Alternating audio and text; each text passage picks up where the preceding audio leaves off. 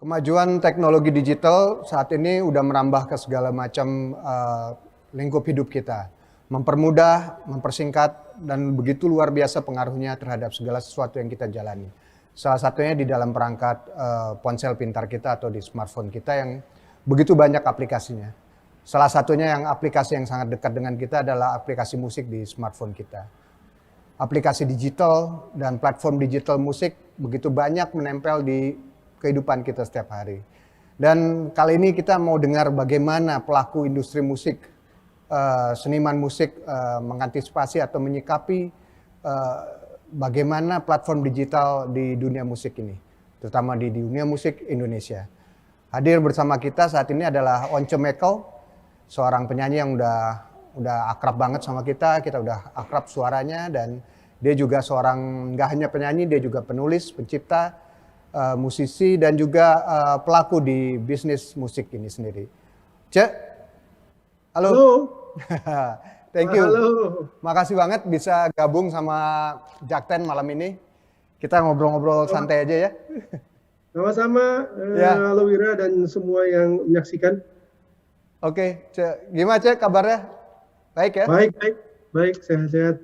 Oke, ini musim masa pandemi gini, gimana kesibukan bermusiknya Once gimana jadinya Cek? Ya kalau mau terus terang sih memang nggak bisa dikatakan ini ya, aktif dulu, terganggu bisa dikatakan begitu ya. Karena kita semua harus berhenti manggung, nggak tahu kapan lagi akan ada kegiatan manggung di mana orang bisa desak-desakan, bisa berteriak ekspresif mungkin, itu seperti kita nggak tahu kapan lagi bisa terjadi. Iya. Jadi kami sebagai musisi memang harus pandai-pandai memanfaatkan waktu, hidup lebih berhemat, ya usaha untuk produktif di rumah sendiri. Iya. Jadi memang benar ya, menimpa banyak ini ya segi kehidupan kita ya. Musisi juga terkena banget ya, show segala macam. Banget sih, musisi sangat-sangat terdampak oleh kondisi seperti ini. Apakah dia itu musisi rekaman atau juga musisi session di kafe-kafe, semua terdampak gitu. Karena tidak mungkin kan ada pengumpulan massa kan. Saat ini sih katanya sudah bisa agak longgar ya situasinya, bisa ada pertunjukan musik di restoran, tapi saya belum lihat tuh ada banyak pertunjukan yang coba dilakukan. Saya kira hal yang terpenting adalah bagaimana membuat protokol yang kreatif sih, supaya orang-orang kreatif bisa tetap hidup ya. Iya. Bekerja. Ya, kita berharap segera gitu ya. Nah, di pandemi ini juga banyak ya kehidupan, dalam arti banyak orang tertolong dengan aplikasi musik digital dan platform-platform digital seperti Joox, Spotify, Apple Music, segala macam tuh udah bener-bener udah jadi bagian dari kehidupan kita. Apalagi yang harus berdiam di rumah saat ini. Nah, kalau dari sisi musisi gimana nih, Cek? Sebenarnya bagaimana platform digital ini mengubah cara berkarya, cara distribusi selama ini gimana nih, Cek, menurut Once? Jadi memang kalau bicara tentang teknologi baru pendistribusian musik, itu mendatangkan banyak sekali perubahan di dunia musik ya. Kalau kita lihat dari sisi produksi akan berbeda sekali, dari sisi kemudian distribusi berbeda, dan dari sisi marketing semuanya berbeda ya. Kalau kita tilik satu-satu bisa lama tuh kita nyentasin. jadi tapi kita percaya bahwa teknologi kan kita nggak bisa itu ya, kita nggak bisa tandingi begitu ya. Artinya kita harus cukup fleksibel, cukup adaptif terhadap perkembangan teknologi yang ada. Kalau kita berpikir positif begini aja, Wir, musik itu sendiri bergantung pada teknologi yang ada pada masanya. Cobalah berpikir positif ya. Kita harus lihat bahwa tadi yang saya bilang, sejarah musik itu penuh dengan perubahan teknologi. Kali ini perubahan teknologi bukan saja terjadi di bagaimana memproduksinya dengan adanya komputer yang sedemikian lengkap, berisi suara-suara instrumen sehingga memungkinkan satu orang bisa menjadi satu orkestra gitu kan. Dan orang yang tidak berpendidikan musik tinggi pun sebenarnya mungkin bisa membuat karya-karya yang luar biasa gitu karena kemajuan teknologi produksi. Dan yang berikut yang tadi Wira bilang sebenarnya teknologi dalam hal distribusi, yaitu membuat semua berubah gitu. Yang saya lihat kita sekarang berada dalam tahap yang ada di persimpangan, Wir. Jadi kita itu sedang meninggalkan era penjualan produk fisik, tapi agak gagap. Ini maksud saya ini kita di Indonesia ya. Kita gagap sekali untuk masuk ke dalam distribusi musik digital, sehingga saya ragu bahwa banyak yang mendapatkan keuntungan daripada penjualan produk musik di digital platform, kecuali YouTube gitu ya. Jadi saat ini memang YouTube menjadi yang paling diandalkan gitu, timbang yang lain ya. Seperti itu kan gambarannya. Sehingga saya pikir kita semua mesti adaptif, mesti dinamis, mesti merubah cara mindset kita sama-sama, baik itu di sisi produksi saya bilang marketing maupun distribusi, sehingga kita bisa survive di era baru. Kenapa saya bilang ini berbeda banget? Oke, berarti tadi Once sempat bilang kemudahan berkreasi ya. Jadi bahkan di rumah dengan synthesizer, dengan digital udah bisa cepat. Tapi dan yang paling banyak mengubah itu juga adalah distribusinya itu tadi ya, Ce ya. Jadi kalau misalnya di ranah produksi berubah, di ranah distribusi pun berubah. Dan juga marketing ya. Semua tergantung dari teknologi yang ada. Oke. Nah, kalau misalnya tadi Once bilang bahwa kita lagi gagap nih pindah dari distribusi fisik ke non fisik ya, dalam arti ke streaming atau download. Indonesia sekarang nih di posisi mana nih? Lebih banyak masih fisiknya masih ada atau udah kecil sekali? Apa gimana? Masih ada balik lagi karena kita tahu ada di luar ada tren vinil, ada kaset aja sekarang balik lagi. Kalau Indonesia kemana nih arahnya, Cik? Kalau kita lihat sih tren fisik sangat kurang ya, relatif kurang ya. Kalaupun ada masih sangat sedikit pasarnya. Artinya bukan pasar yang tak terbuka, pelakunya juga sangat niche ya, sangat khusus gitu. Bukan yang nggak ada, tapi sangat kecil itu. Satu-satunya tempat penjualan CD yang masih berjalan banget saat ini adalah lewat toko-toko penjualan ayam goreng ya. Saya juga manage di dalamnya. Kami masih bisa jual sekitar kurang lebih 500 sampai 600 ribu per bulan. Masih terasa ya berarti ya? Itu mengandalkan sistem push buy daripada produk ayamnya itu sendiri gitu. Jadi di KFC kan kita membuat sistem di mana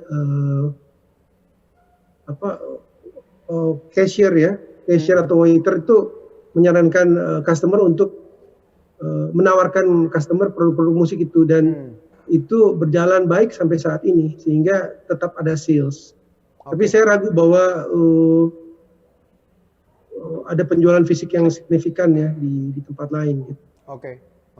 Jadi memang udah fisik tuh udah presentasinya udah kecil sekali di Indonesia ya. Ada juga kan yang mulai jual fisik, bukan hanya piringan hitam tapi juga kaset, dan juga sebenarnya ada yang coba USB, lalu ada juga yang di luar negeri ya, bukan Indonesia, ada yang mencoba menjual bentuk flash disk ya. Flash disk. Yang lebih kecil apa namanya?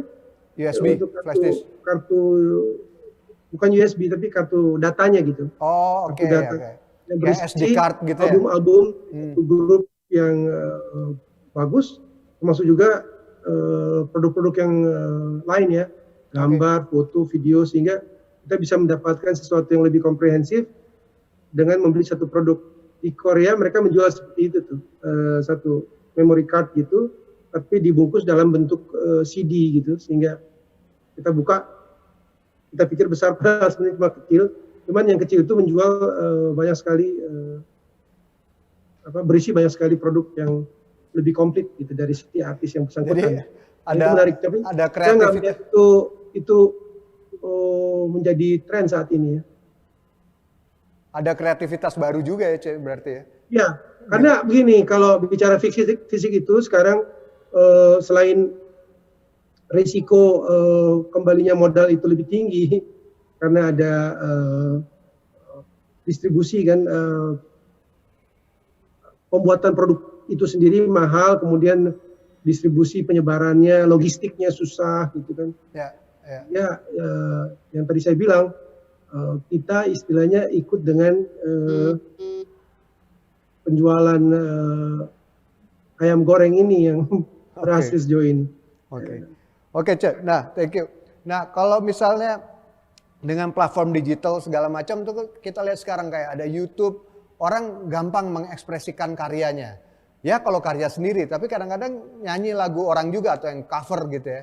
Dan kemudian di nggak hanya YouTube, misalnya di TikTok segala macam itu lebih gampang langsung sharing karya mereka atau performance mereka, baik itu performance lagu sendiri atau karya orang lain yang kita bisa sebut cover gitu.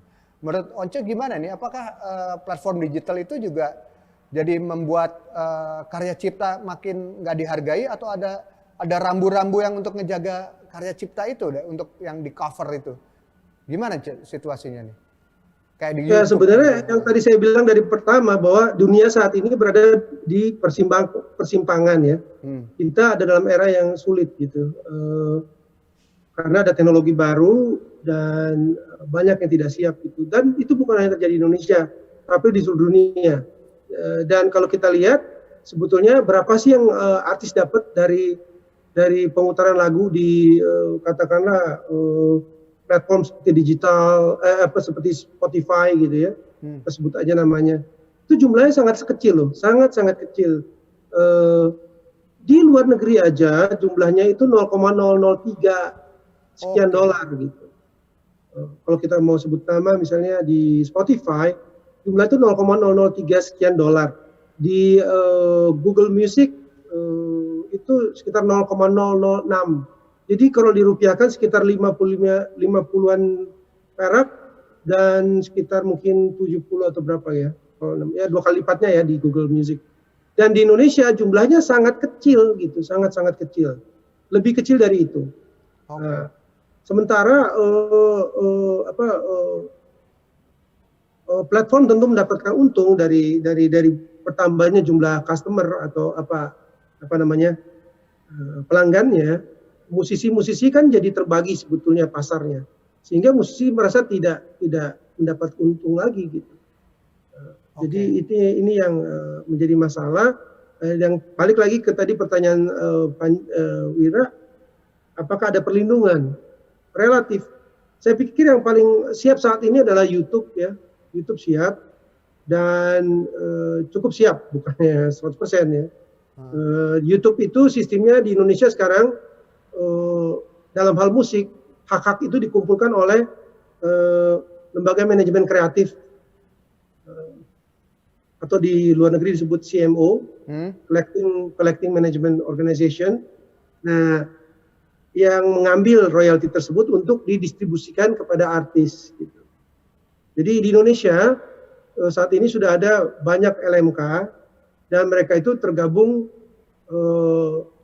Bukan tergabung, tapi diwadahi oleh satu LMKN internasional, nasional, lembaga manajemen kolektif nasional yang ada di atasnya untuk mengawasi LMK ini. Dan ini satu sistem yang sudah diamanatkan oleh Undang-Undang Hak Cipta yang baru ya tahun 2014.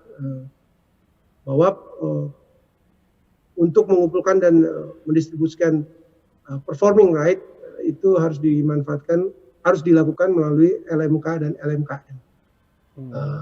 Cuma ini bukan tidak ada tantangannya, banyak lagi tantangannya di situ, banyak yang harus dibereskan lagi. Gitu.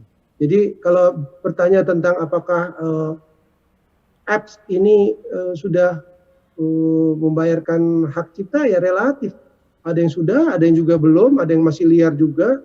Cuman yang saya catat adalah bahwa belum ada satu kasus atau presiden di mana apps itu dituntut oleh komunitas musik atau pemilik master di Indonesia. Nggak pernah, belum ada itu ya? Belum ada, artinya bukannya saya berharap lalu ada yang rugi, bukan. Tapi kadang-kadang kalau kita menempuh jalan hukum, semua itu mungkin bisa menjadi lebih jelas gitu. Sayangnya di Indonesia hampir bisa dibilang jarang sekali kasus hak cipta khususnya menyangkut belum terbayarnya royalti ini.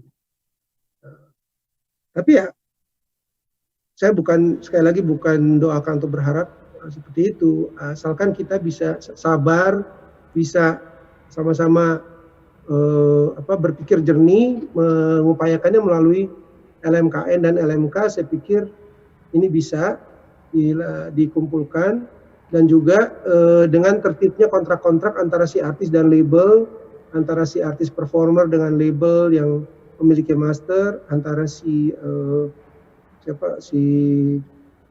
pencipta lagu dengan label, karena label akan mengumpulkan dari si apps yang bersangkutan gitu, dalam hal mechanical rights-nya, dalam hal distribusi produk yang terdistribusikannya ini.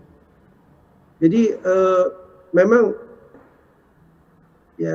ada yang sudah tertib, ada yang belum tertib gitu ya.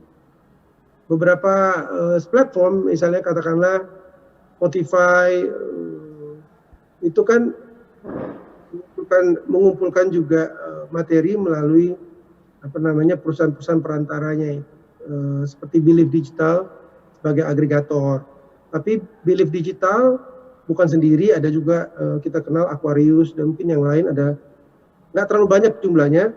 Mereka itu mengontrak artis-artis ini atau penyedia konten, lalu mendistribusikannya di apps ini gitu. Kenapa mereka melakukannya? Karena apps besar ini kadang-kadang tidak mau untuk langsung kepada si artis, karena si artis ini terlalu kecil kan, jumlahnya banyak sekali gitu, dan ini membuat apps digital ini menunjuk perusahaan-perusahaan perantara gitu. Dan ini juga bukan tanpa masalah gitu. Sekali lagi saya pikir ya ada banyak masalah dalam distribusi digital ini. Sedang dirunut satu-satu. Beberapa waktu terakhir saya dan teman-teman Chandra Darusman dan Marcel Siaan, kami bersama-sama FESMI dalam rangka ikut. Jadi beberapa waktu lalu saya dan Chandra Darusman, juga Marcel Siaan dan teman-teman lain, Kolil, dan ada teman lawyer Panji, bikin satu diskusi untuk memberi masukan bagaimana kita menghadapi persoalan tentang cover ini. Mungkin tadi saya lupa tadi masuk lewat cover ini ya. Apakah cover ini bisa dilakukan begitu saja tanpa minta izin atau bagaimana sebenarnya? Nah, sejauh dari diskusi-diskusi yang saya lakukan ya bersama teman-teman, memang persoalan ini tidak semudah yang kita duga gitu. Dari sisi pencipta lagu, khususnya mereka yang telah mengkuasakan pengumpulan haknya melalui publishing, ini menjadi satu bukan ini ya, bukan hal yang mudah gitu. Publishing itu ingin mendapatkan bagian juga, dan itu kita anggap ya oke lah, namanya juga bisnis ya. Mereka ingin mendapatkan keuntungan dari situ. Apakah dari cover version itu ditampilkan secara live lalu langsung hilang, ataukah cover version itu ditampilkan dan ditayangkan untuk terus ada di situ di YouTube dalam waktu lama? Semuanya Ada hitungan itu. dimintakan izin. Gitu. Oke. Ya. Dan itu bukan saya katakan semua publishing seperti itu, enggak semua. Ada beberapa yang seperti itu, ada juga yang tidak, gitu kan. Tapi saya kira kita harus bedakan apakah cover version itu dilakukan dalam platform digital yang berbentuk live performance secara langsung dan langsung di take down gitu kan, langsung hilang. Atau tadi saya bilang di-upload sehingga tetap stay. Nah, ada beberapa pandangan gitu. YouTube sendiri juga mengatakan bahwa kalau dia stay pun nggak perlu minta izin dulu gitu kan. Selama tidak ada iklan di dalam konten itu sendiri. Tapi itu tentu berseberangan dengan pandangan pencipta dan publisher gitu. Dan saya tidak bilang semua publisher atau semua pencipta. Kami dari FESMI mencoba mengusulkan gitu sama senior kami Chandra Darsman untuk supaya agar kreativitas masyarakat itu tidak terhambat dan industri bisa berjalan dengan lebih dinamis. Perizinan tentang cover itu yang dilakukan secara live yang mana langsung di take down itu dilakukan via atau lewat LMK dan LMKN saja, tidak melalui publisher. Oke. Kenapa? Kalau lewat publisher persoalannya jadi besar, jadi panjang karena publisher akan minta uang sebesar apa gitu, lalu kemudian akhirnya jumlah biaya yang nantinya harus ditanggung kan tidak bisa direncanakan sejak awal oleh si penyelenggara show ini ya, streaming ini. Ini menjadi penghambat gitu, penghambat kreativitas, produktivitas, juga tidak bisa membuat musisi mendapat penghasilan dengan lebih mudah, lebih lancar gitu. Jadi kita coba kasih masukan bahwa live secara langsung itu izinnya lewat LMK dan LMKN saja. Tapi kita lihat bagaimana perkembangannya. Oke. Jadi memang kalau untuk cover version yang direkam lalu ditayangkan untuk terus ada, itu sebaiknya minta izin karena menurut pandangan industri musik ya, pemilik master tentu bahwa ini adalah suatu bentuk perekaman lagu dalam versi yang berbeda. Bedanya dengan membuat lagu lain. Mungkin yang membedakan adalah bahwa si artis yang menjadi performance di konten baru ini adalah orang biasa ataukah dia artis terkenal juga. Mungkin ini yang bisa membedakan. Bisa dibedain dari situ. Menarik saja, menarik sekali. Ya, artinya ya seperti itulah kondisinya. Jadi harus dibedakan antara live yang langsung hilang atau yang live yang terus ada gitu. Nah, yang terus ada pun harus dibedakan sebenarnya apakah itu performance oleh orang biasa atau performance cover oleh orang terkenal juga atau artis apalagi terkenal gitu kan. Nah, ini harus dibedakan supaya ada fairness, supaya kreativitas nggak terhambat gitu. Itu penting ya, kreativitas jangan dihambat. Penting. Kita sekarang harus sama-sama berembuk soal itu. Gitu. Karena kalau nggak begitu bisa nggak jalan-jalan nih gitu. Karena teman-teman yang dari IO digital ini ya streaming itu merasa bahwa kok gue nggak bisa tebak nih angka produksi gue gimana ini gitu kan.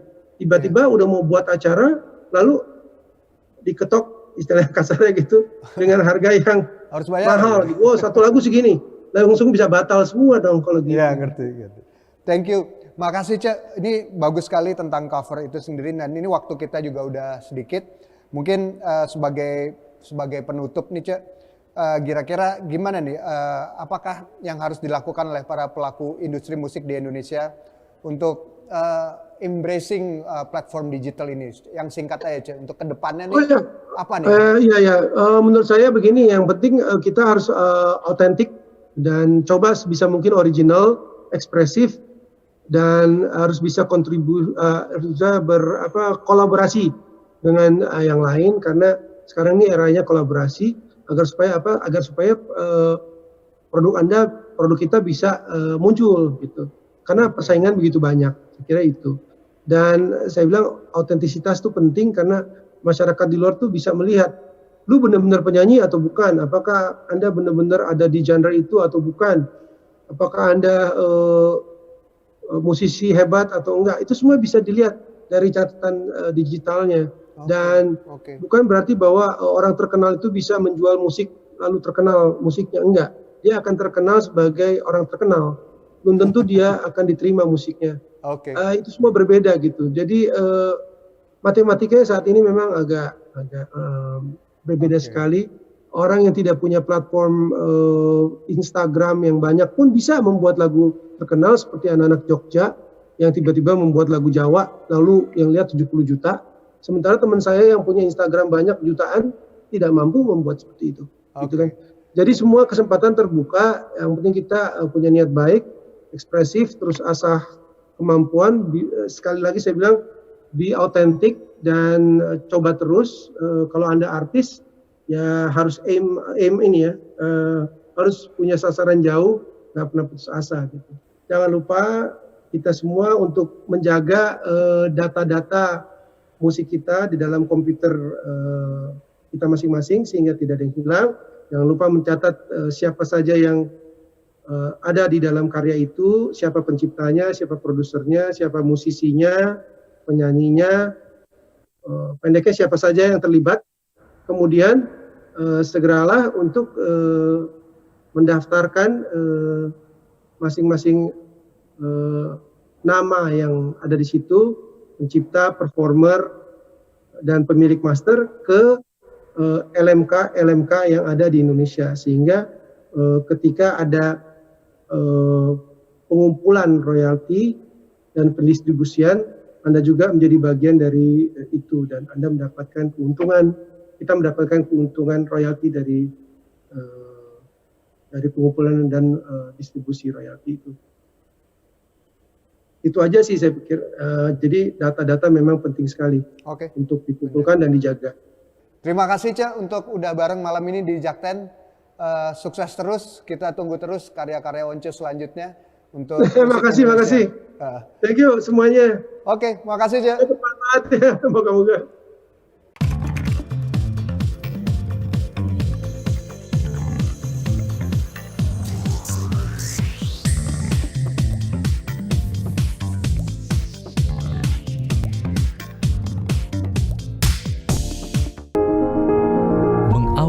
Dengan informasi terkini, menjadi sumber referensi dan inspirasi di setiap aktivitas.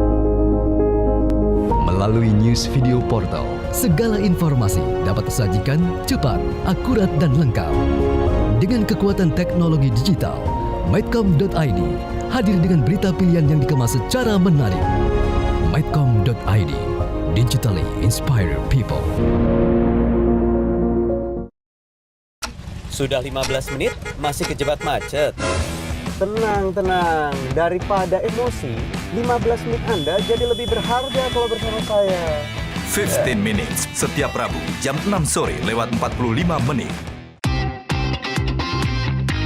Mediaindonesia.com hadir dengan opini cerdas dan narasumber kredibel, mudah diakses, informasi berkualitas ada di genggaman Anda. Klik di browser Anda www.mediaindonesia.com dan temukan pandangan berbeda, karena fakta bisa sama, sudut pandang boleh beda. Mediaindonesia.com, views and news.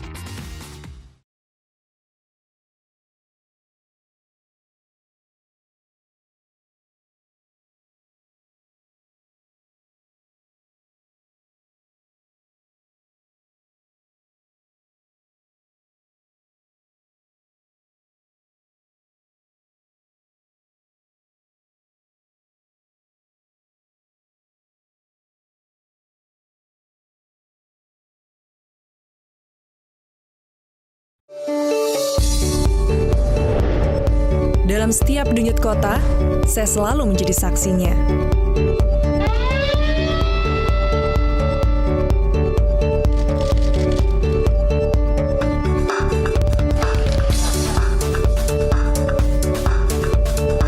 menyiarkan lebih dari 20 televisi jaringan Jawa Post Group.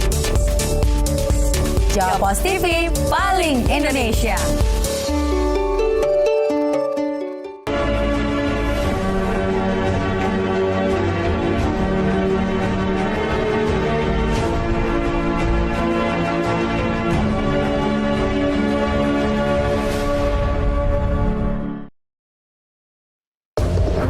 Kebebasan pers dan gelombang era digital menghadirkan ribuan bahkan jutaan informasi dan data setiap harinya. Beragam data dan informasi berserak di berbagai tempat seiring dengan perubahan dunia yang bergerak begitu cepat. Media-media baru pun bermunculan, namun kualitas informasi seolah tak lagi menjadi prioritas. Bahkan, tak sedikit yang abai pada etika jurnalisme.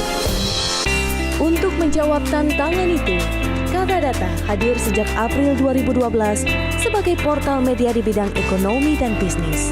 Beragam sektor diulas mulai dari finansial, energi, pangan, hingga industri kreatif dan digital.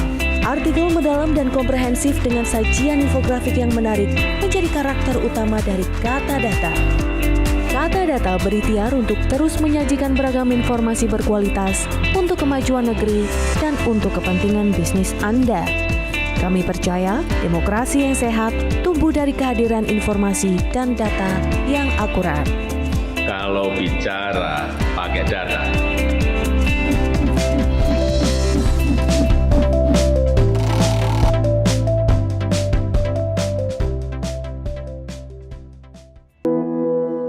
Hidup terlalu pendek untuk membiarkan pemikiran-pemikiranmu, ide-idemu terdiam begitu saja. Untuk berubah, kita perlu melangkah. Dan langkah itu lahir dari sebuah inspirasi. Republika. Start moving.